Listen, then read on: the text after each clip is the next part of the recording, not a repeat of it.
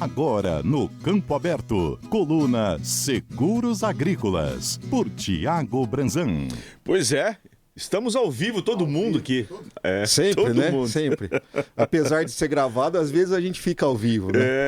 Então, mas agora estamos aqui com o Tiago, no nosso estúdio, é muito bom recebê-lo aqui, sempre um prazer. Muito você obrigado. que, a partir do momento que você passou a integrar aqui o nosso time, agregou muito pela qualidade das informações que você apresenta todo o programa. E hoje, Tiago, você fala das regras de governança para a sucessão da atividade rural.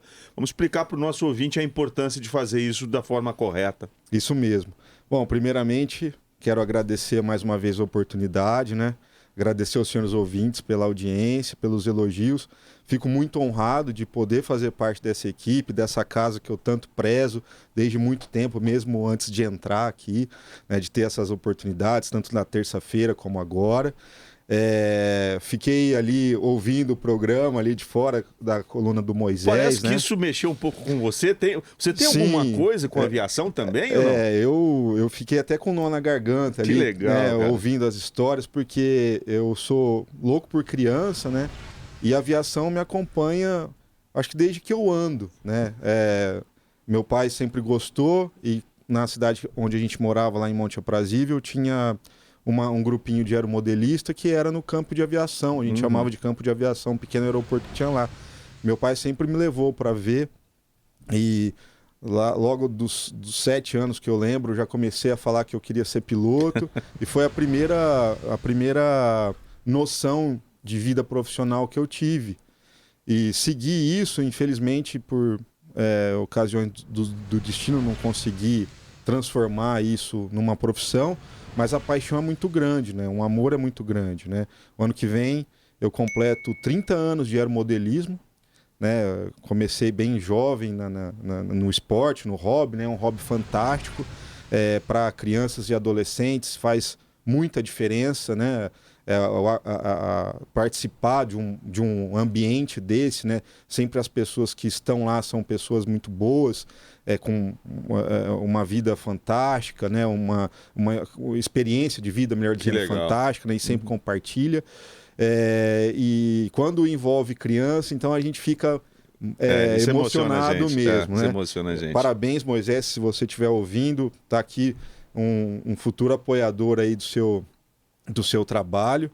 E hoje, no nosso clube de aeromodelo, vou levar uma ideia, eu sempre tive essa vontade de trazer as escolas para dentro do clube de aeromodelo, para explicar os princípios do voo, né, a questão de aerodinâmica, aquelas questões básicas ali, que é o que o aeromodelismo traz perante a aviação, né? Exato. Mas isso desperta o interesse, né? Desperta, talvez, a vida profissional de várias dessas crianças que possam estar ali.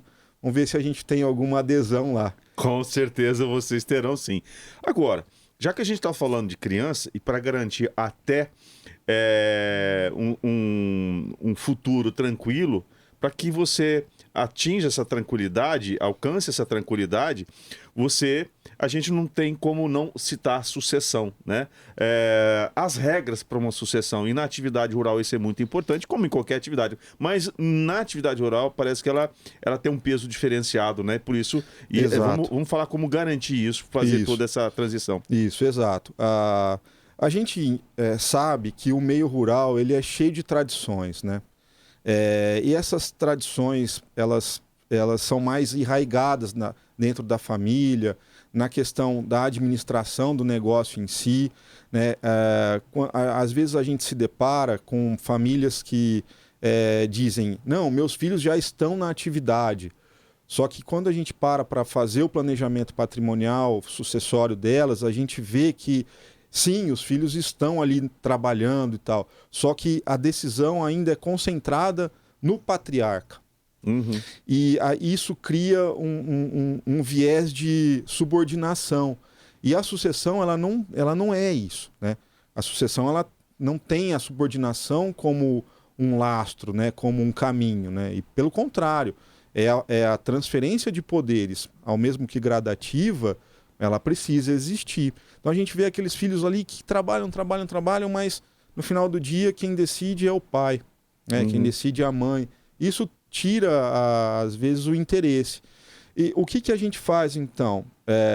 Em razão dessas tradições, de uma forma muito comedida, a gente vai apresentando para o patriarca, né, questões de governança, né, de como ele pode inserir algumas regras ali, criar um protocolo familiar, né, para que vá transferindo esse poder, não a questão de conhecimento com o trabalho, mas a gestão, né, a forma de administração daquele negócio em si, dos negócios rurais da família, né, da agricultura familiar ali. De forma gradativa, em que os filhos possam ir absorvendo, né, absorver essas regras, desenvolvê-las, né, e ao longo do tempo, conforme a necessidade da família, a vontade, transferi-las para essa nova geração ou para outras ainda, né? Não é um trabalho fácil, né? Essas tradições, elas obstam muitas vezes essas circunstâncias, mas nos projetos que a gente tem em andamento tem tido muito sucesso. E qual que é o verdadeiro valor disso? É não deixar com que os filhos saiam daquele meio, saiam da gerência dessa atividade. Por mais que eles busquem a carreira profissional em outra área, mas sempre estejam perto da família para entender o negócio e no momento que for necessário, na falta do patriarca, eles tenham condição de assumir, né? Experiência de assumir, pelo menos o conhecimento daquele negócio, como que é o trâmite, né? Isso tem acontecido bastante.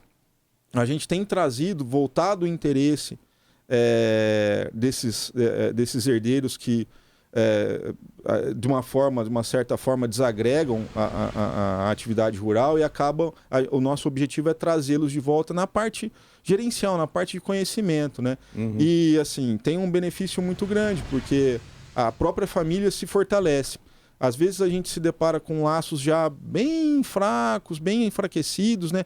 E quando a gente traz essa possibilidade, geralmente a gente lida com o patriarca ou com um filho que ainda está mais próximo do pai, a gente percebe que aqueles laços familiares eles vão se reconstruindo e a família vai se tornando mais, volta à proximidade. Isso é muito interessante, né? Porque a gente consegue, às vezes, até perpetuar um pouco mais a qualidade de vida daquele patriarca que sempre esteve ali no meio rural, sem muita perspectiva. Então a gente vê que as pessoas começam a ter outras vontades, né? Já se abre um pouco mais para novas informações e para a família, num modo geral, é muito bom. Da questão de afeto, né? E nem se fala na questão financeira, que a gente consegue fazer com que aqueles recursos sejam mais bem geridos, né? E esse pessoal tem um volume considerável de fluxo financeiro ali, né, em razão da atividade, muitas vezes. E empreguem esses recursos de uma forma mais coerente para perpetuar mesmo aquele patrimônio tão construído, tão suado ali pela família, né? Legal. Então é o seguinte, a ideia busque uma consultoria, busque conselhos de profissionais que realmente entendam isso. E quando eu falo isso, não é porque você está aqui, é que você é uma pessoa extremamente habilitada e capacitada para levar esse tipo de conforto, digamos assim, e estrutura para uma família. Isso, né? Exatamente. A boa orientação, o caminho correto da orientação é o que faz toda a diferença, né? O nosso propósito aqui inicial é falar sobre seguros, mas o seguro ele é uma ferramenta da proteção Perfeito. Patrimonial. Sim. Não só no âmbito agrícola e rural, mas em qualquer segmento familiar. E essa regra de governança na sucessão da atividade rural, quer seguro melhor que esse? É um seguro ali que é feito pela própria família, né? O protocolo familiar, né, esse documento, é um documento particular, uma espécie de contrato em que todos externalizam as ideias e essas ideias são reduzidas a termo, né, e levadas a registro no cartório de registro de títulos e documentos. É um documento interno ali da família, que a gente gerencia. Isso traz uma tranquilidade danada, muita né? tranquilidade, né? Porque é a própria deliberalidade, né? A própria externalização da vontade daqueles que compõem esse meio, né? O que eu sempre digo, Cláudio, né? O meu jargão é: não faça holding, faça planejamento. Porque o que acontece? O pessoal vende holding na feira. E não é só o contrato social que vai salvar aquela família. É o planejamento. Muito pelo contrário, isso pode trazer uma enrascada grande. Tem família que troca inventário por execução fiscal. É muito complicada a situação. É muita irresponsabilidade desses maus profissionais que estão aí no mercado oferecendo essas saídas mirabolantes. Né? Saídas muito simples, né? Muito simples. E não é bem assim, né? A gente sabe que não é. A organização é o primeiro passo para o planejamento, né? E nessa organização vem o critério de governança. É desmontar todas aquelas regras enraigadas na família, aproveitar as que realmente têm benefício e fazer com que eles enxerguem que outras tradições não são tão benéficas atualmente na questão de negócio familiar, né? Tem que encarar essa atividade como um negócio. Legal. E esse é um dos nossos papéis, né? É trazer essa segurança para a família. Isso é uma responsabilidade muito grande. Sim.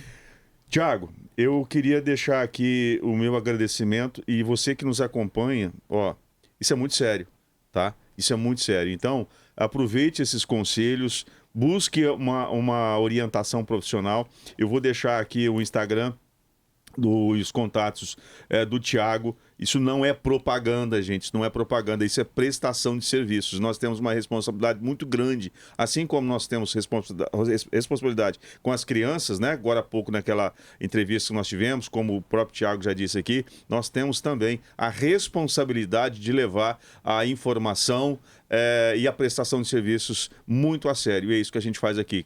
Tiago, muito obrigado, viu, amigo? Sou eu que agradeço mais uma vez, Cláudio, Carlão, toda a equipe da CBN aqui, senhores ouvintes. Um excelente final de semana a todos. Fiquem com Deus. Você também. Bom final de semana.